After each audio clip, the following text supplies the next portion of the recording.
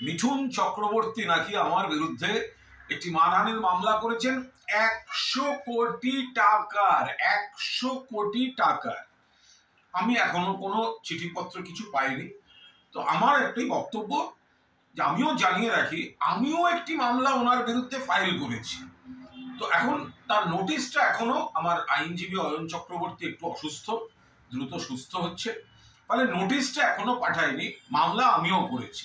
এইবার রইল পরের পার্ট। মিঠুনদা আমার বিরুদ্ধে 100 কোটি টাকার মানহানির মামলা করেছে।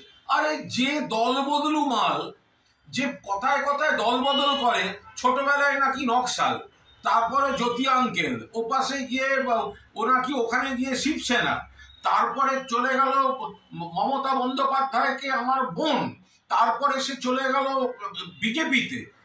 যে ঘন ঘন দল বদল করে, কোন দলে তার মান নেই, তার আবার মানহানির মামলা ট্যাঙ্কি। আর 2 নম্বর হচ্ছে, আমি ওয়েট করছি, এরকম একটা সিচুয়েশনে ওয়েট করছিলাম যে মিঠুনদাকে আমি চাই একটা মামলায়। ফলো করুন সংবাদ প্রতিদিন ডিজিটাল।